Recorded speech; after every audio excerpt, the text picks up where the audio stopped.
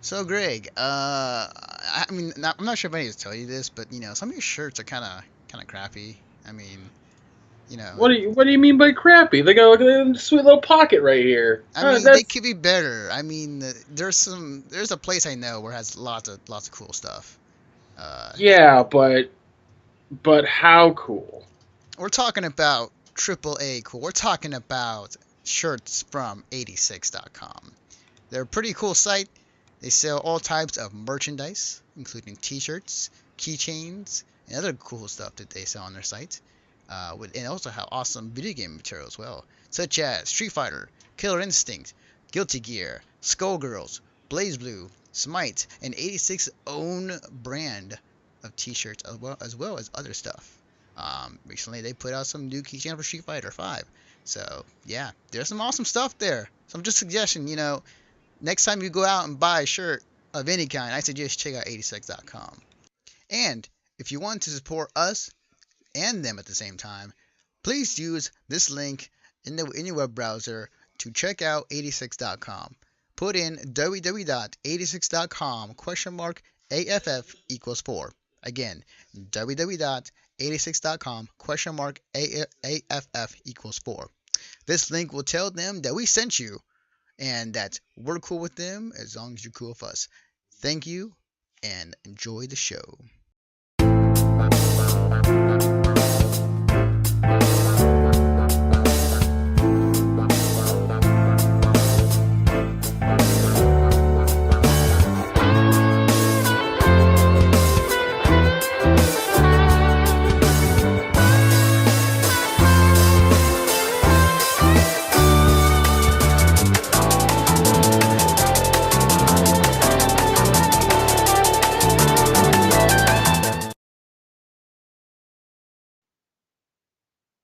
Alrighty then. Hello, everybody. We are back with another episode of Mission Start Podcast here on this Twitch channel. I am your host, Anthony Vianis. With me, as always, no matter where, as long as there's an internet connection, as long as there's some sort of phone camera device that he can get his hands on, we have great beats. I was thinking about while that ad was running for 86. Um, uh, when I was in seventh grade, I had a friend. She told me, she goes, "You know what? You're going to seventh grade. This is more important and whatnot. So stop wearing cool shirts with characters and stuff on them." And I was like, "Okay." So I stopped buying them, and boy, was she wrong. That was. Oh yeah, the irony, the fact that now we're sponsored by that same very same thing. Yeah. So before we begin, one thing I do want to shout out real quick. Obviously, from like there was a bunch of follows recently we got, which is pretty awesome. But specifically, it happened this past week. But we got our first sub on this Twitch Nice. channel, and the name of that sub. Let me see if I can go back and find it real quickly. It's Uh, not in slash A. no, the name is called Blargles, Blargles. So you get a special shout out because freaking you gave us our first up, and that's freaking awesome. So Awesome. That's fantastic. I'm super excited for the future, man. Yeah, again, I'm super excited. But with that being said, uh, there was some stuff that happened in the past week, and we're gonna talk about it. And it definitely we talked about it last week, but definitely something we should definitely start on is um, SGDQ just ended last night. Their Yep. grand total of how much they raised was $1,706,360. Hang on, $1,760,360 was the grand total. Uh, Pretty awesome. I thought they're gonna go for 2 mil, but I guess people kind of ran out of money or just kind of ran out of steam at the very end there. Well, every year, or well, I'm sorry, every event, which is every 6 months, it always goes higher, just slightly higher every single time. So I'm either saying by AGDQ or the next SGDQ will definitely hit 2 million. Oh yeah, definitely. When I say we, them, because I have nothing to do with it. Yeah, yeah. It was pretty sick. I really enjoyed their speed runs as I do every year. Um, I still go back and see a few of them that I missed out. But again, really awesome stuff what they do, and maybe one of these days I'll go in a 10-1 eventually at some point. It was incredible. Yeah, it's pretty sick. So again, shouts to them and all the money that was donated. And if you donated, if we told you to donate and you did, that's awesome. I just want to let everyone know who's watching right now. Anthony kind of put the overlay up together really fast. So when he switches to my camera, you'll notice that some of the stuff is crossed out or it looks weird. Don't worry about it. His camera is the talking points. Oh yeah, yeah, I'm my So face. I'm looking at it now. Yeah, my face has Destiny 2 loot grind is easier, which we talked about last week. Oh crap! Good point. Oh yeah, I didn't realize that. Okay, because like in OBS, there's a thing where like if you change one thing, it will change for the others. So Right. I guess one of them just I messed up too. All right, it's whatever. We won't because the next topic is Yeah. So yeah. So for those who are watching the VOD, disregard that topic below Greg or on Greg's screen. So just focus on mine. But with that being said, let's move on to our next story, and that is Platinum Games is teasing Wonderful 101 to come to the Switch. And they did so. What that is. So Wonderful 101 is a game made by Platinum Games. It's a really good game that came out in the Wii U. And they teased out an image. Actually, I got that screenshot in here, but they teased out an image on their Twitter regarding just like two images of them playing, but like in Wii in Switch kind of Wii form, whatever the new Mii version thing is. Basically, it's just a picture of them playing with a blurred like foreground of the game potentially.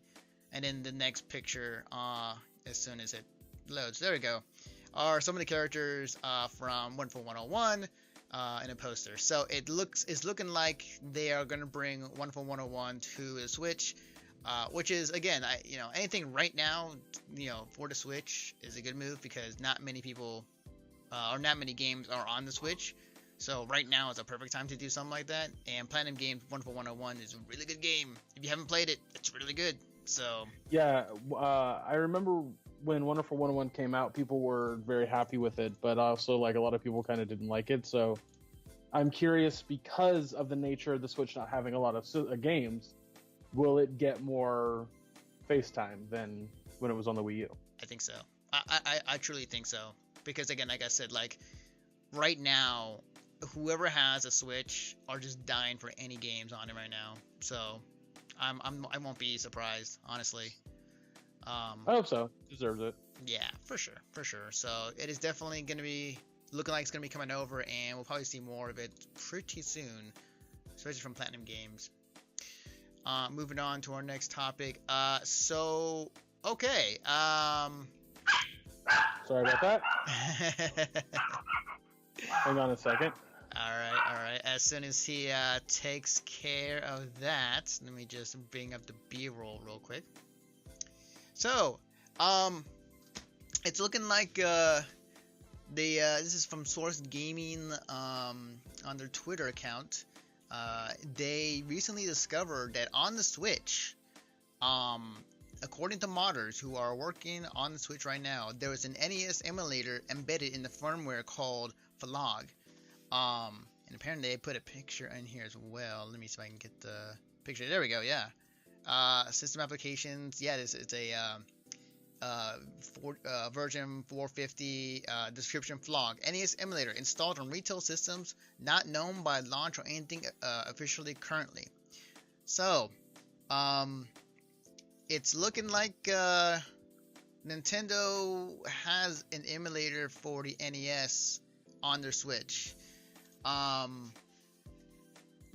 am very curious if they're going to continue this with other NES or any other emulators, which they could now on their firmware. It just kind of makes you wonder just a little bit as far as like we talked about in the past after like they did cancel after they canceled or stopped producing the classic, the NES Classic. Yeah. How they could supply gamers with all those same games for around the same price. This seems like the route to go, but this isn't Nintendo, is it? This is Nintendo. This is Nintendo. So yeah, this is the route they could go. Yeah, I'm just kind of a part of me is like I'm trying to put into words, but like people who bought the I mean, it doesn't matter. It like part of me feels like people who bought the NES remix kind of feels kind of gypped because of this in a way, only because like if those I'm trying to think if those I don't know I'm trying to parse words into what I'm trying to say, but basically like a part of me is saying like oh, this is awesome, Nintendo, this is exactly what they should do, but at the same time like people who own a Switch they kind of feel bad for them, I guess. I don't know. Why do you feel bad for them? No, because like people who bought the NES Classic, that was kind of partially the reason. I guess. I guess I get what you're saying, but as I pointed out before, the classic NES or SNES or even N64, if that ever happens, they're novelty. Having the device itself is novelty. Having like the controller that attaches to it is novelty. Like all of it is in that wheelhouse. Whereas with the Switch, you can't really get those controllers. It's on a Switch, like. Yeah. So. It is. It is. I mean. It's like going to the store and paying for Jordans when you could get off-brand that do the exact same thing. My question is going to be how much are you going to be charging the games for, the NES games on the Switch? I mean, I hope not too much. I know that they are charging a lot because we had that person in the chat tell us that a while back. Yeah. I think it was like $6 a game or $7 a game or something like that, which is absurd. It truly is like just too much. But other than that, I don't know. We'll definitely have to see. Yeah, we'll definitely see how it goes. I mean, I'm just very, very curious to see how it goes. But I do wonder again if this is going to lead to more emulators on the system, which makes sense if it does, But yeah, so there you have it. All right, so going on to our next story. I think one of the biggest news that came out of the past week was Splatoon 2 Direct that came out, and it definitely showed a lot of stuff for the game, and I got it right here thanks to Nintendo.com. So we got some stuff here, which includes custom styles, more customization for your Inkling or your Octoling. I think at this point they kind of hinted at. They have obviously new weapons that you can put on, and also new gear. Also, the game looks slightly a little better than the Wii U version. So. Well, I hope so. Yeah, it definitely. Someone made a comparison online, and actually looks slightly better. It's pretty cool. They got Turf War that's coming back. You got Ranked Battles, which is also coming back. We got new maps. They have this new mode called Salmon Run, where it's basically the Gears of War. How would you call it? Horde mode.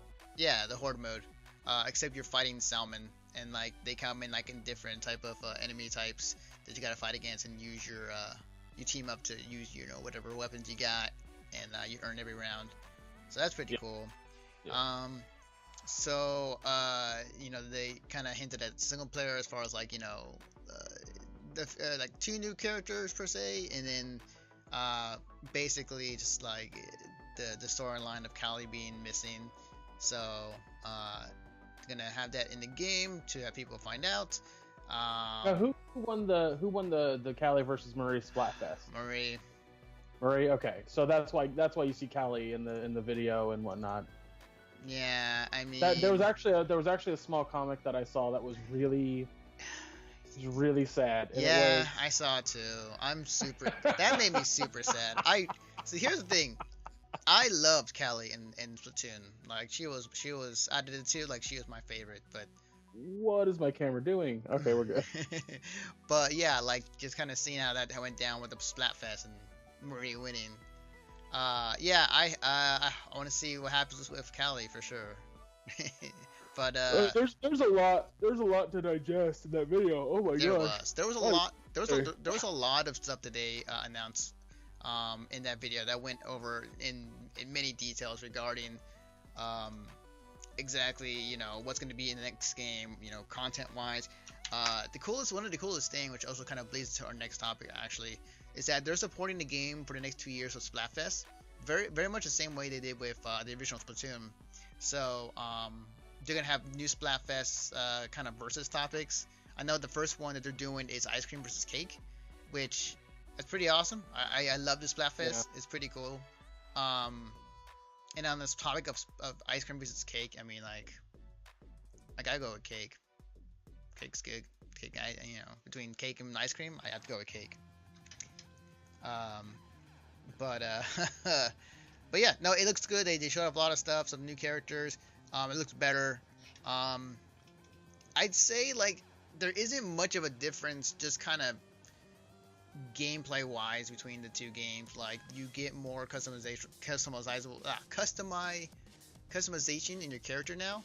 So like you having able to be more different than the other Squid Girls or Squid Boys in the game while you're walking around in the hub area. It's pretty cool. The they showed off like the online like voice thing that you can do it on your apps. Like, hey, you can do it in your app. You know, they have offline mode now. I'm not sure that was in. I mean, like LAN mode. I'm not sure they had it in the original Splatoon. But overall, like they showed off a lot of stuff for Splatoon 2, and it looks fantastic. So there's definitely a lot of stuff I'm looking forward to. And obviously the other one big thing out of it, and this is, well, I say big thing in quotes.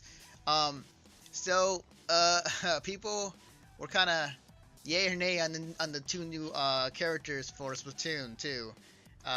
Everybody loves what's her name? Marina. Everybody loves her, including I. She's awesome. But everybody hates Pearl. Like, I wouldn't say everybody. I know one person who likes Pearl. Yeah, everybody's just, I mean, for the most part, most people did not like that character design with her. And it's kind of, like I was looking at. If you guys see me like look off to the side here and like mouth something, I'm at my sister's house watching my nephews, and they don't care half the time about podcasts. Yes, you can have the bag of chips, Dustin. This is work great in the audio version. Yeah.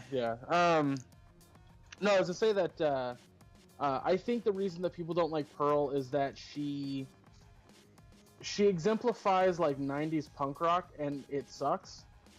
To me, that's what she looks like, and I don't like that design. Yeah. She looks like what I imagine a shorter, more gremlinly Gwen Stefani from No Doubt would look like. Yeah. And I know that's why people don't like her. That's why I don't like her. Well, I don't know her. I don't like her design. Yeah, it's her design. Yeah. To be fair, I don't like Callie Marie's design either. That's just me. I love Marina's design. Like, she's fantastic. But there were other characters that I like. The sea urchin that was in the back alley. I didn't like his design. Yeah, it was fine. Like, it's whatever for him. Like, I'm just pointing out that like there were other characters besides this that I don't like for various reasons. Right. Why the internet doesn't like Pearl? Me no, but I don't care at the same time. Yeah. I think the problem that we'll have though is that will people be voting for ice cream versus cake based on their likes or dislikes, or will they be voting on ice cream because Marina likes ice cream? Like, is that going to be a factor? I think it's just going to be on likes. I don't think it's going to be based on the characters, but maybe partially because of the characters, but I don't think it's going to be based on that. So I think at this point it could be said that way, but we'll see. Yeah, for sure. I hope it's as split as it was with other Splatfests. Yeah. But yeah, like Splatoon, the first official Splatfest actually starts on the 15th of this month. And That then game's like what, next week? yeah, the game comes out next week or the 21st. Like I've been seeing some people playing it recently early. I might be some early review copies, but like How does the Splatfest start early then? um oh, they can download the demo. The demo of the game that contains the Splatfest. So Oh shit. Okay. Well, yeah, there you go. yeah, there you go. So for those But who get on it. 'Cause I think yes, that's free. yeah, so for those who have a Switch, you can download the demo next week and get to fight in the first Splatfest of that. So ice cream versus cake. The battle has begun. Um, okay, so moving on into our next topic, which actually bleeds into the next biggest thing that happened on. Was it the same day? Yeah, it was the same day. Yeah, I forgot about that. It was it was a crazy day. One for one. One was teased for a Switch, Splatoon 2 Direct, and then this next topic was due. Give me a second here. I need to set this up real quick. So, oh, give me a second here. Give me 1 second. For those who are wondering, I am plugging in my cord into my iPhone so we can have the proper Overwatch music for our Overwatch Minute with Greg. Because there's another big thing that happened today. And give me a second here. Okay, there we go. Let's see. Which one is this? There we go. Alright, everybody. It's time for your Overwatch Minute with Greg Dietz. Hi guys. So not much happened last week. Wasn't really that. No, I'm joking. Doomfist was announced and released. Baby, I'm excited about Doomfist. So the day before, yeah, well, the day before they released him, they had a teaser. That was like, it was this big thing about Doomfist escaping prison and his actual name and his association with Talon, that he's the leader and all this jazz. And then the day after that, they had the cinematic. This is the first hand-drawn cinematic. Well, it looks hand-drawn. It's 2D, not the 3D animated. Yeah. Which is nuts. Like, that's super crazy. Mainly because that's not common. It's, again, the first one, and I could not love it more. Like, this new style of animation, I probably like more than the 3D animated ones. I don't know what else to say about it. It was awesome. It's good. It's good. I think it's the same guy who did the Boondock series, because like the art style very reminds me of that. Yeah, if you look at kind of how they're drawn, I'll look that up right now. Especially the faces, like it reminds me very much of the Boondocks art style. So I wouldn't doubt if that's the same guy who or the same person who made that also did this for the trailer. It looks great. It also confirms that Overwatch is anime, so yeah. Sure, whatever. But it's super cool. Yeah, it's really, really awesome. I will say this though, that like the video itself, as cool as it is, it still has a moment in it that I think everybody else went, and that was him like ripping off Tracer's like thing. Yeah. That sucked a little bit. It really did. It showed that if you damage that, how like vulnerable she is to being out of time, essentially. And then Winston raging out, but not finishing the fight, which I was like, no, come on. Yeah. But yeah, and then shortly after that, like right after that, Jeff Kaplan came out and kind of gave a developer update on who Doomfist is and what he's about and all that stuff. Mm-hmm. He's going to be a very interesting assault character. Now, first off, I thought he would be a defense character, not an assault. Really? Huh. Yeah. Reason I'm saying that is because I thought that he wasn't going to be the type of character kind of to get in the business. He was going to be on the front line, stopping everybody with like just hand-to-hand combat, which he kind of is. But what I didn't know was that he's actually a lot faster than I gave him credit for. Because I also thought he was going to be a big character, like yeah, I could see that. Yeah. But yeah, he's super fast. His abilities are an uppercut, which kind of puts him into the air, makes him vulnerable to Oh yeah. long range attacks. He has a ground pound or a fist, like a hammer down kind of thing, that slightly stuns the enemy, but also pulls them a little bit closer to Doomfist. And it stuns them for like the briefest of seconds. Like it's Right. just Yeah. Yeah. whoa. And then he has a charge punch, which kind of reminds me of like short range Reinhardt, except it actually like does damage, like straight up, like full on right away. Hmm. Now that can also be charged for distance. I don't know if it's charged for damage, but it's definitely charged for distance. So regarding his regarding that his main weapon, his charge up move of his arm, so the damage that comes from that actually is it does a ton of damage fully charged when you release it on a character. It actually kills on most of the attack characters, if landed correctly. Um, Okay. but the other part of it, which is interesting, is that the fact that you get the other part of the full damage if the opponent hits the wall. If you hit him out in the open, it still does damage and pushes him back. But for all the damage that you want from that fully charged army, it has to hit a wall, or the character has to hit a wall. So Gotcha. Because I saw him take out a Roadhog who was at full health with the uppercut, ground pound, charge fist. Like oh, that combo took nice. 600 damage. Now I've heard that they're gonna nerf that because that's apparently too much, but I haven't heard anything official from Blizzard. Hmm. I enjoy that my nephew is dancing behind me.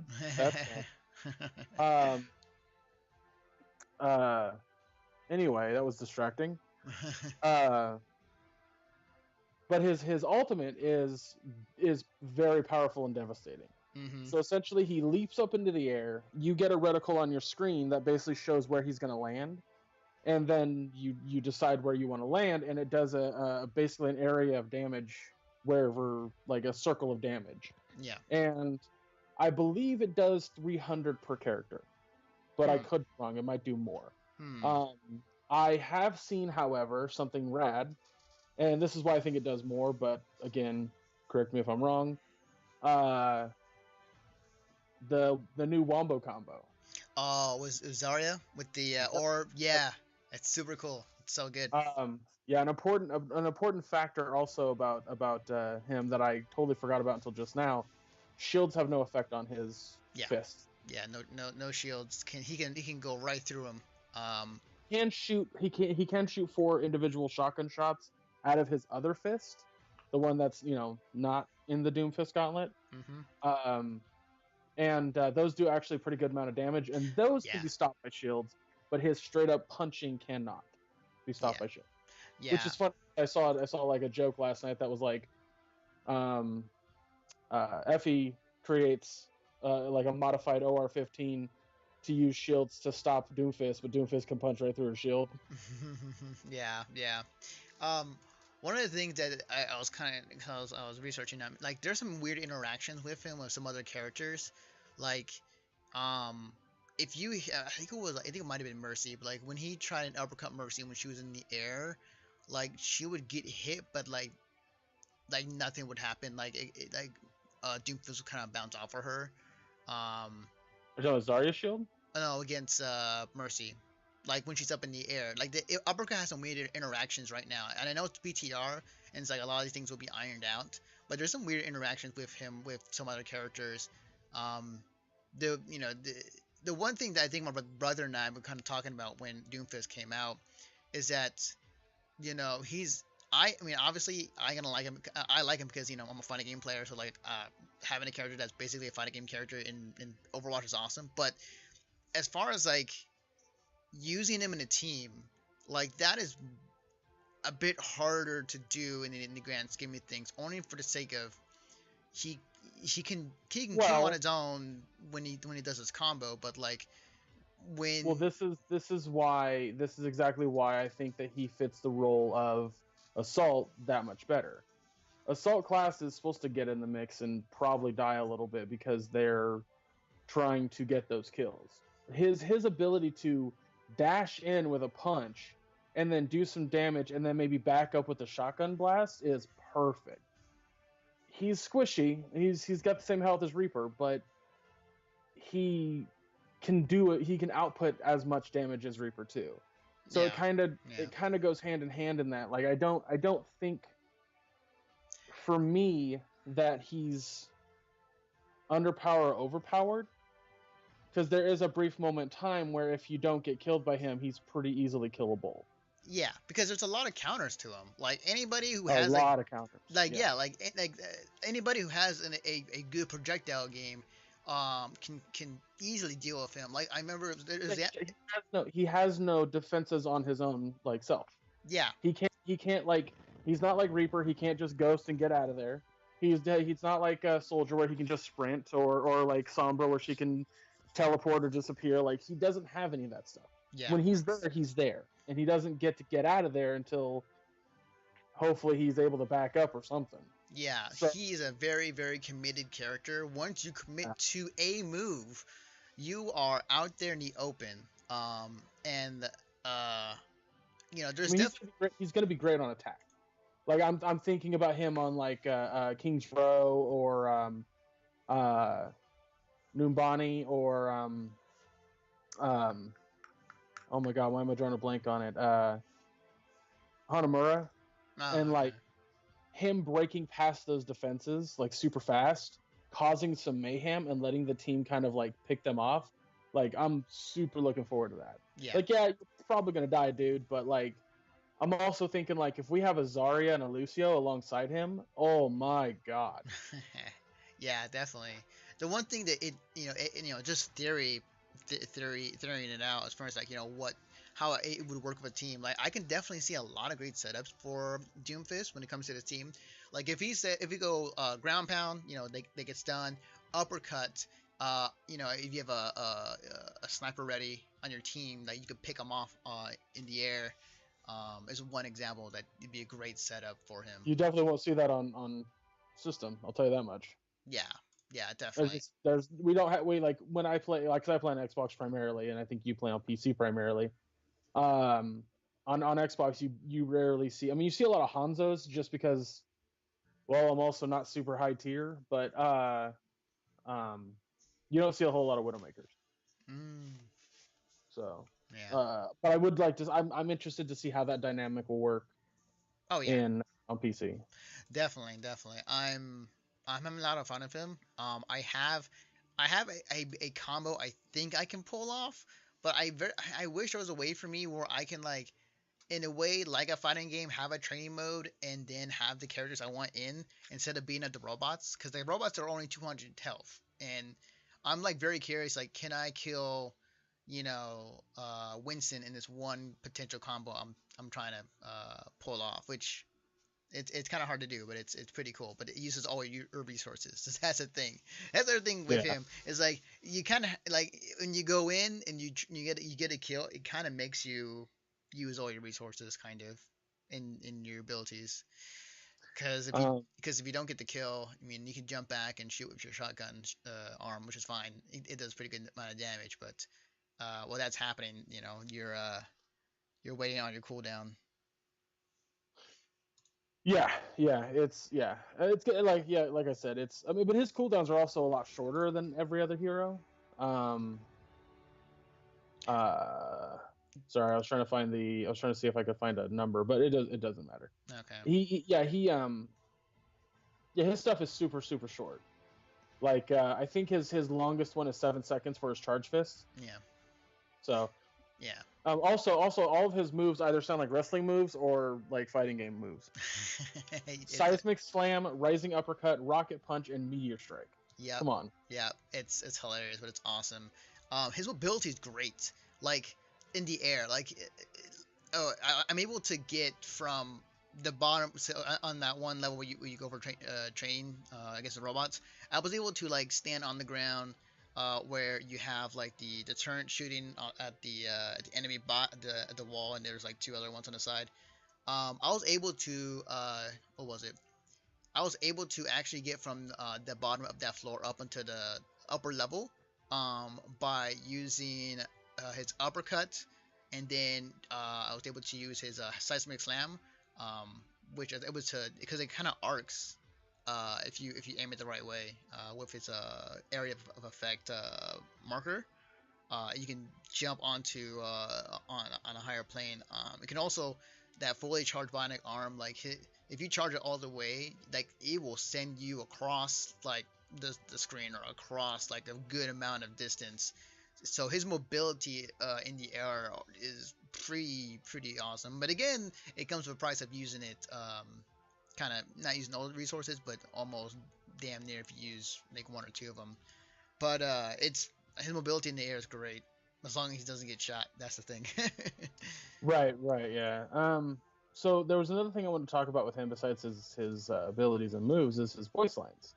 So right now, the only one you can see in the PTR is Try Me, which is fine, but there's actually a lot of interactions that are really cool. This TV just totally shut off. It threw me off because I was like, "Oh no, is the stream done?" Nah, stream's still going on. Stream is still going strong.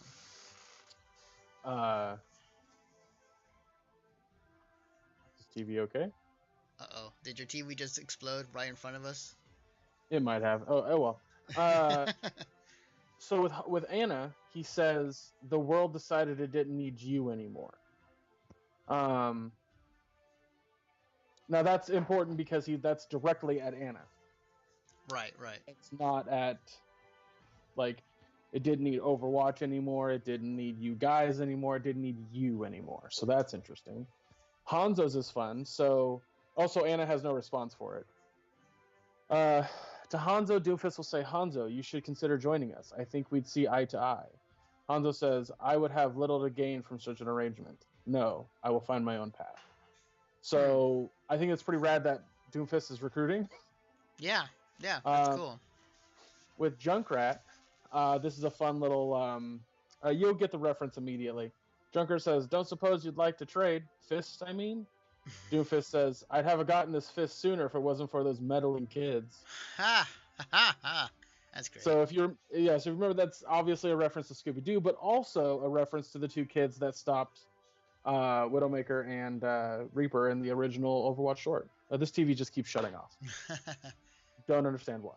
TV is going ham. TV this cannot understand the information we are speaking of Overwatch.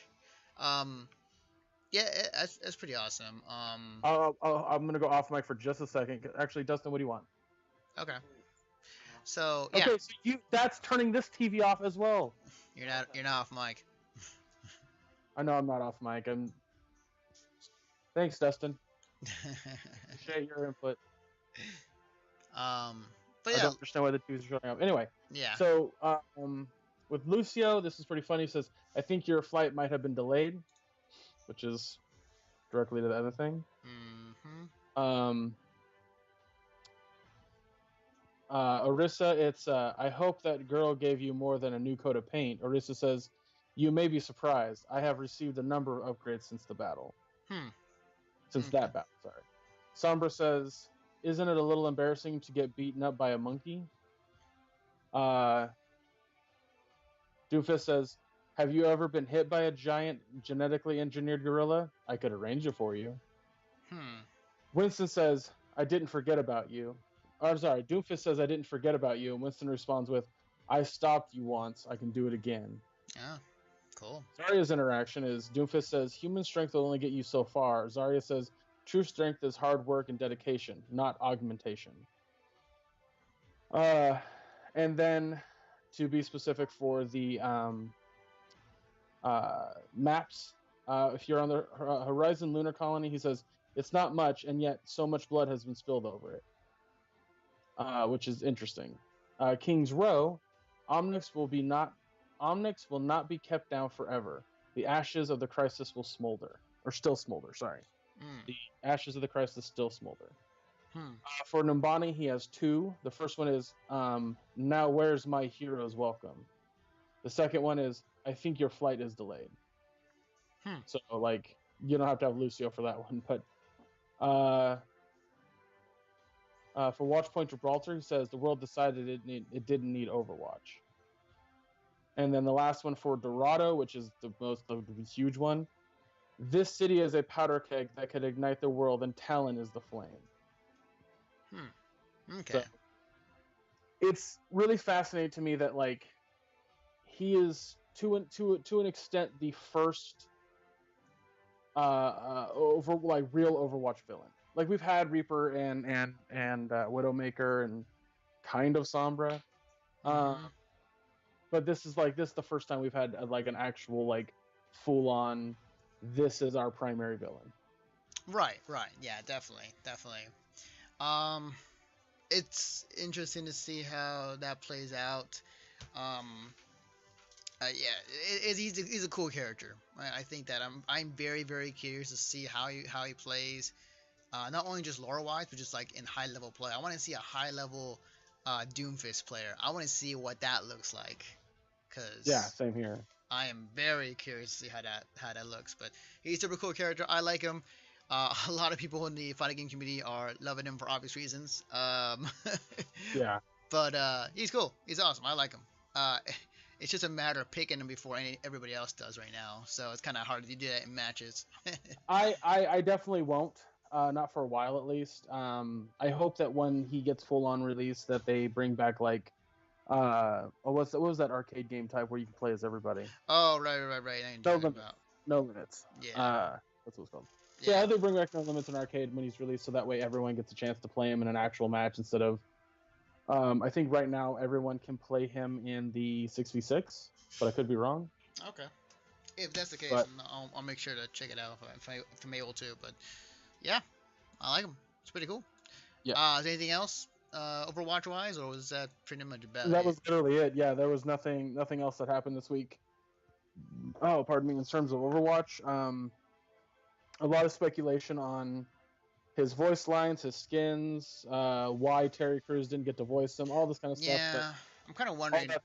it's all conjecture. Like Yeah. Terry Crews was cool with it. He was like, "Yeah, guys, thanks for all the love, but there's a clear reason why I'm not voicing Doomfist." Yeah. I saw somebody, might have been GameSpot, they did like they took some Terry Crews lines and they overdubbed him like during his cinematic, and it's like, oh, I guess that makes sense, because like then the attention would be taken away from the character and it'd be more focused on Terry Crews. So I understand. That's if that's the case, then that's fine. But yeah, no, super cool. Can't wait to see more of them, and yeah. So there you have it, guys. That has been your Overwatch Minute with Great Deeds and the occasional me, actually honestly. I actually took part in this one because I had some interest in it. So put that back on. Good old music. Now we'll move on to our last topic of the day. And that is some Sega Sonic news, which did not pop up. Okay. Alright, so it's gonna be on me now. Okay, never mind. I kind of messed up there. But anyways, alright, this is from NintendoEverything.com. Sega will be looking. Hang on just a second. Go back up. Come on. And there you go. Sega will be looking at the reception of Sonic Mania to determine the direction of the series. This was written by Brian at Any Brian is kind of his tag name. Sonic Mania is a pretty big deal. It is the first true 2D Sonic game in a very long time. According to Sonic Team's Takashi Iizuka, the reception and in reaction to Sonic Mania following launch with help Sega determine the future direction of the franchise. Iizuka almost views the games as a gamble since the team is unsure if, quote, it will be acceptable positively in the market, unquote. Iizuka's full words are as follows. And this is him laughing. In the past 2 decades, Sonic games have been trying to target a broader audience from kids to adults, and Forces has the same idea, so that means a wider range of characters that we know children like, even if other fans may not be quite as keen. But to Mania, it's a kind of like a new approach to target specifically 2D fans. So we don't know whether it will be accepted positively in the market. We'll find out after this game release, and we can figure out the direction of future titles after seeing the reaction.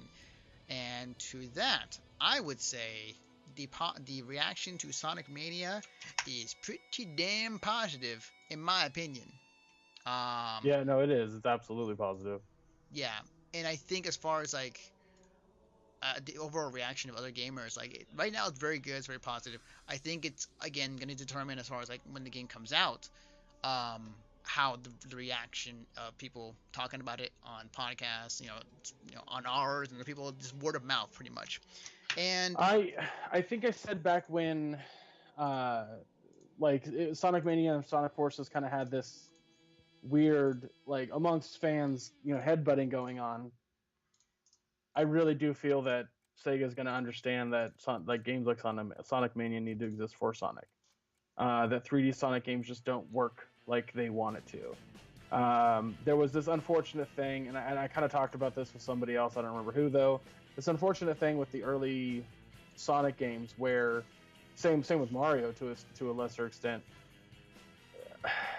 Video games back in that time were going through a transitional phase, and because of that,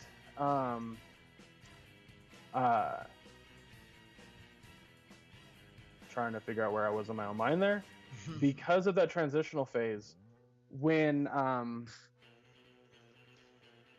you go back now and play Adventure, you go back and play Mario 64, or a lot of these earlier 3D games, a lot of them don't hold up as well as you remember them holding up. Yeah. And Sonic definitely falls into that category, and unfortunately, Sega got it in their head that everybody likes that kind of gameplay. And can you hear me still? Yeah, I can hear you. Yeah. Okay. Sorry, I cut out there like your voice did for like half a second, so I was like, Oh. no, they cut out. No. With Sonic Forces, I honestly see it being a situation where, very similar to like every past 3D Sonic game. It's like it's mired by its past. It no longer becomes a. God, how am I saying this? Anyway, the long and short of what I'm trying to say is I'm rambling now, trying to figure out where I was in my own head there. I truly believe that Sonic Mania will succeed quite significantly, and Sonic Forces will not do as well, and we will get a Sonic Mania 2 or whatever the sequel will be called. I mean, and I see Sonic Mania or Sonic Forces being a joke. I really do. It already is. Yeah, I'm saying like it is kind of already as it is with a customization tool, and you can make your own character now. And like all the jokes came that was like, oh, you can create your DeviantArt OC that you had for so many years long ago in Sonic games. So yeah, I mean like it's too far to see as far as like if. Well, Sonic's definitely not the type of character or has games that appeal to new fans. Yeah. Like, to an extent, they could, if the situation is correct in that kid's life. But as for just overall, like, Sonic has their dedicated fans, and those are the people who buy Sonic games. Yeah.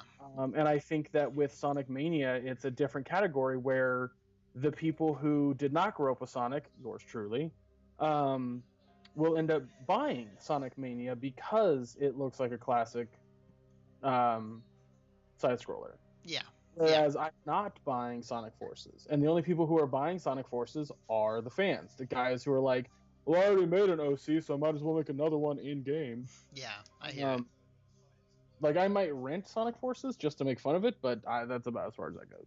Yeah. So. I mean, I'm kind of waiting on the reviews and see what people are talking about Sonic Forces when that come out. Obviously my attention is more focused on Sonic Mania because I like to look at the game. It reminds me very much of a Sonic of the past, and I think a lot of fans have been wanting for the longest time.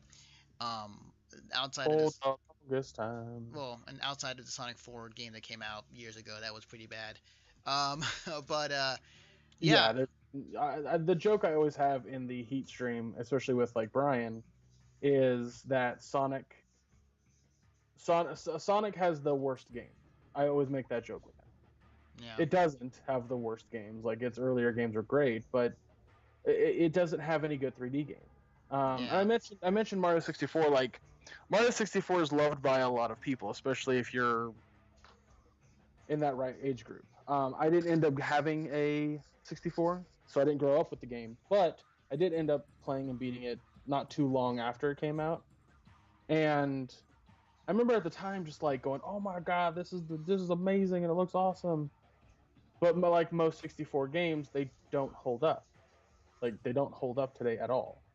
Yeah. And I feel the same. I feel the exact same way about Sonic's 3D games. Now, I will argue that a lot of Dreamcast games do hold up today, but um, I feel that Sonic falls into that same category that Mario 64 does.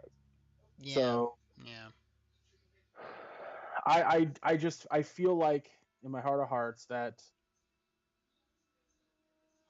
the only people buying Sonic Forces are the hardcore fans. Yeah. That's true. It's gonna be the case. Um, but as far as like my next thing I'm thinking of is what to them is a success for Sonic Mania. Like how many copies do they want to see sold for it to be a quote unquote success to then fund for the next Sonic game. So I think that determines on how much it costs Sonic Mania to be made. Because if it wasn't as much as Sonic Forces, then that'll have a huge factor. But I can already see, even in that regard, I can already see that Sonic Mania selling more copies. yeah, I can already see them selling more units. So yeah. We'll see. I do think though that Sonic Mania is gonna sell really well. And I think this will definitely, the reaction they want is gonna be pretty word of mouth right now is good. So I'm assuming like when it comes out, if it stays the way it is, it's gonna be again, very positive, very good. Probably can get some like high scores from gaming outlets, and it's gonna be like, yeah, it's a great game. Hopefully, I mean the guy who's making it has made some great Sega mods or Sega games in the past, uh, unofficially, but it's in good hands. Basically, it's in good hands right now. So we'll definitely see in the future. But like when that game comes out, which actually pretty soon, like next month, uh, we'll see. But I'm super excited either way. I'm super excited for Sonic Mania. So yeah, me too. Me too. I'm definitely gonna be playing it on Half Empty Energy Tank. It's gonna be a really funny week when that comes out because it'll be like I think just about every single Heat member playing that on the night that they stream for that week. It'll be really funny. There was a situation where I don't remember what game. There was a game that had come out a while ago.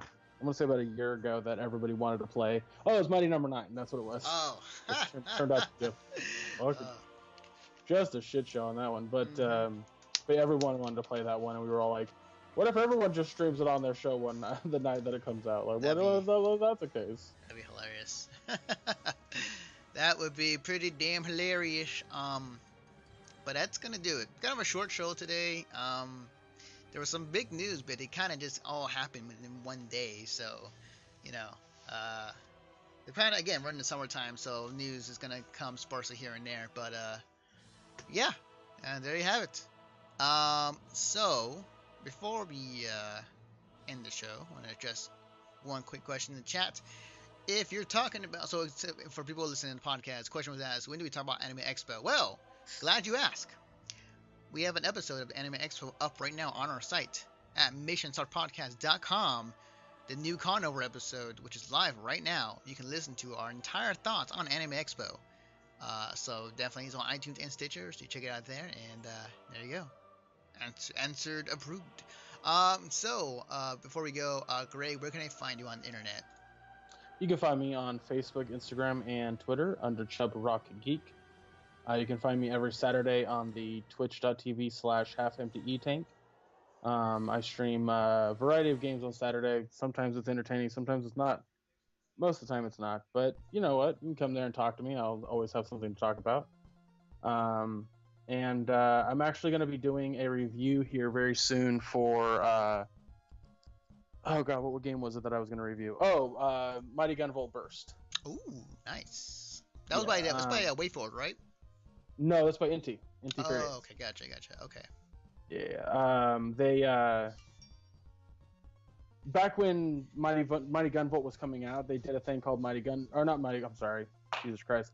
back when Gunvolt, Azure Striker Gunvolt was coming out, the first one, they had released for fun, like on the side, like a mock-up of the 8-bit Mega Man games, for called Mighty Gunvolt, and you get to play as Mighty Number 9 or Beck, Gunvolt himself, or Ikaro from Galgun. Oh, I remember that game. Yeah. Funny enough, Mighty Gunvolt was just as popular as at least Azure Striker Gunvolt was. Oh. So during the development of Azure Striker Gunvolt 2, they decided to release or make a sequel to Mighty Gunvolt just called Mighty Gunvolt Burst. And yeah, I ended up playing it, beat it both with Beck and Mighty Gunvolt. So that's a thing. I'm also thinking about doing a short review of playing. It's basically like a review of the different characters that you can play in. So I don't know if you heard about this, Anthony. Okay. Maybe we should have talked about this earlier in the news part. But I want to say earlier this year. Yeah, it was a few. Oh God, it was about a month and a half ago. I did a review on Master Blaster Zero. Oh yeah. The or DLC. Blaster Master. Yeah. Blaster Master Zero. Yeah. And they had come out with you could play as Gunvolt and Ikaro individually throughout the entire campaign. Well, those are NT characters. NT owns those characters, so it made sense. However, and I don't know how they got the way to do this, but they did it. They added both Shantae, and they're going to be adding Shovel Knight very soon. Saw that. That's super cool. Yeah. That's super cool. I've played most of it with Gunvolt, which is pretty interesting, because bosses are super easy. You just stand in the corner, shoot them once, and then electrocute the hell out of them. Ikaro is tough. The most that she can do is fly a little bit, but she can't really do much on the top-down sections. So, I don't know. She's not that fun. Shantae is awesome because she has some animals she can transform into.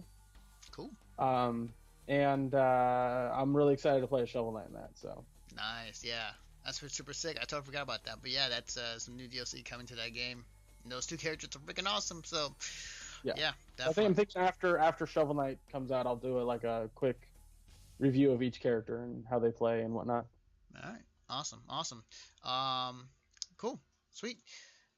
You can follow me on Twitter at Defective Naruto. You can follow the work that we do at missionstarpodcast.com. And let me get this end slide. I gotta update this end slide. But if you enjoy our conversations today, if you're watching on Twitch, if you're watching the VOD, if you're watching on YouTube, there is an audio version of this podcast on iTunes and Stitcher under Mission Star Podcast. So if you want to get your weekly dose of gaming news in your ears on Tuesdays, check it out on iTunes and Stitcher and on our site in the podcast section. If you enjoy our convention talk, like the Anime Expo Conover episode where we talked about Anime Expo in full detail, they can't see you, by the way. I know. Wait for them to come back, all right? I was gonna say, so if you we had just had our Conover episode about Anime Expo, we gave our entire thoughts, we gave just everything we thought about the convention, and so on. It's gonna be on iTunes and Stitcher as well, and also in the podcast section of our website. And not to mention, we have a brand new show that we just debuted last week called the Conover Live, where we're showcasing convention experiences, including panels, events, gatherings, interviews with cosplayers, and so on. So definitely check it out. It's on Thursday nights on this Twitch channel at 7 p.m. Pacific time. And last but not least, we have the Rolling 20s, a show hosted by Jeremy Wilson on the site. He does a podcast about comic books, movies, entertainment, video games, anime, just everything. It's called the Rolling 20s. It's usually up every Friday, and it's on iTunes and Stitcher, and also in the podcast section of our website, so definitely check it out. Also, I am happy to announce that as of today, it has been submitted to Stitcher, so I'm waiting for approval, and I'm also working on the iTunes version, but I am happy to announce that we have finally put the page up for Down in Front the movie podcast. It is now live on the site. You can check it out in the podcast section. We got all of our previous episodes up. Once it gets approved on Stitcher and once I get it working for iTunes, then we'll have that as well on the podcast tubes. So that's going to be freaking... So that's awesome. It's up. It's ready.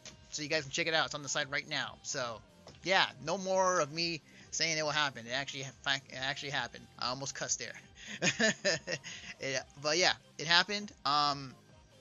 And that's about it. I mean, there's one other thing I could say, but I'm going to save it for later. So I'm going to make a video on it. But that's going to do it for us, guys. Hope you guys enjoyed the stream. But that's going to do it. So with that being said, thank you for watching, and we'll see you guys next time.